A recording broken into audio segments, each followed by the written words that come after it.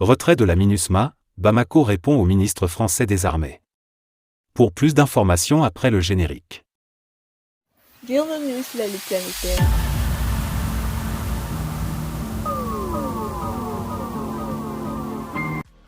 Mais tout d'abord, avant de commencer, n'oubliez pas de vous abonner et activer la cloche de notification, car cela vous permettra de ne plus manquer les prochaines vidéos. Let's go!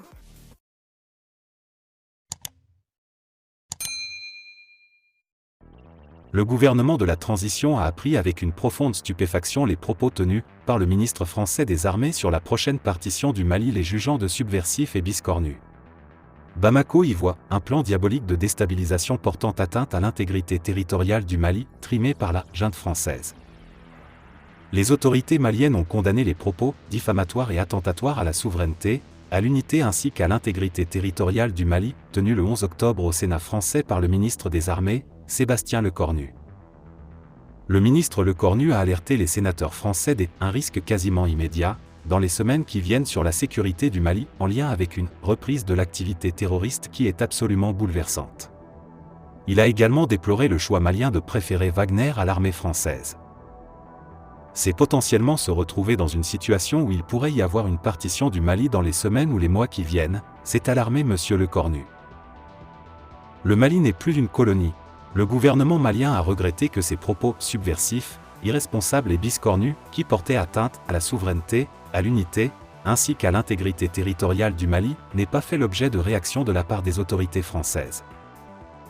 Eu égard à cette complicité passive de la junte française, le gouvernement de la transition condamne les propos de M. Lecornu et rappelle aux autorités françaises que le Mali n'est plus leur colonie depuis le 22 septembre 1960 et que le sort du Mali ne se détermine pas à Paris, tout en priant ardemment que ses prédictions se retournent contre lui-même et son pays, indique le communiqué du porte-parole du gouvernement, le colonel Abdoulaye Mega. Selon le gouvernement malien, les propos du ministre français sont d'autant plus graves qu'ils donnent en réalité un aperçu d'un plan diabolique et désespéré portant atteinte à l'intégrité territoriale du Mali. Bamako a également reproché à la junte française de ne pas ménager les efforts en vue de faire fuir la MINUSMA, en lieu et place d'un retrait ordonné, coordonné et sécurisé. Les objectifs de cette fuite orchestrée, en prétextant des raisons fallacieuses et en violation du calendrier de cession des emprises aux autorités maliennes, constituent une énième trahison dont sont victimes les forces armées et de sécurité du Mali et visent à équiper les groupes terroristes, en abandonnant délibérément des quantités importantes d'armes et de munitions pour réaliser leurs desseins funestes. Dans ce contexte, le gouvernement de la transition a appelé les populations maliennes à redoubler de vigilance et à renforcer la cohésion nationale. Départ de la MINUSMA. La MINUSMA avait acté son départ du Mali en juin 2023, à la demande des autorités nationales qui avaient exigé un retrait, d'ici à la fin de l'année en cours. Une première phase du retrait s'était achevée fin août, les derniers convois onusiens quittant le camp de Ménaka, dans le nord-est du pays. Plus de 3000 éléments de la mission ont déjà été rapatriés. Mais, un changement de calendrier bouscule les plans de l'armée malienne autour de la libération des emprises de la MINUSMA, qu'elle compte bien ne pas laisser aux groupes armés. Le porte-parole du gouvernement malien, le colonel Abdoulaye Maïga, a réagi en accusant l'ancien allié français d'œuvrer pour que la MINUSMA accélère le mouvement. Pour lui, la junte française ne ménage aucun effort en vue de faire fuir la MINUSMA, en lieu et place d'un retrait ordonné. Le colonel-major Souleymane Dembélé a cependant assuré, lors d'une conférence de presse début octobre, que malgré le retrait de la MINUSMA, Bamako continuerait sa guerre contre le terrorisme. Les emprises sous contrôle de la mission onusienne seront récupérées par les forces maliennes. Le responsable a rappelé que la MINUSMA n'avait pas rempli ses objectifs au Mali et que sa présence pendant plus d'une décennie n'avait pas mis fin à la menace terroriste. Quant à la MINUSMA, elle a déjà prévenu qu'elle pourrait avoir à détruire ou mettre hors service des équipements sensibles qu'elle n'aurait pas pu évacuer. Et c'est d'ailleurs ce qui s'est passé, le samedi 21 octobre 2023, lors de la récupération de l'emprise de la MINUSMA à Tessali par l'armée malienne. En attendant, il faut rappeler que depuis 2022, le Mali a rompu l'alliance militaire avec la France et désigné à l'opinion l'ancienne puissance coloniale puis alliée comme responsable d'une grande partie des maux de notre pays. Il n'y a pas eu de défaillance des services français sur ce qui s'est passé au Sahel. Je pense qu'il faut le dire très clairement.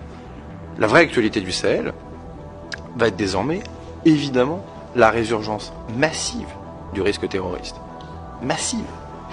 Quand je dis massif, c'est potentiellement se retrouver dans une situation dans laquelle il pourrait y avoir une partition du Mali dans les semaines, dans les mois qui viennent.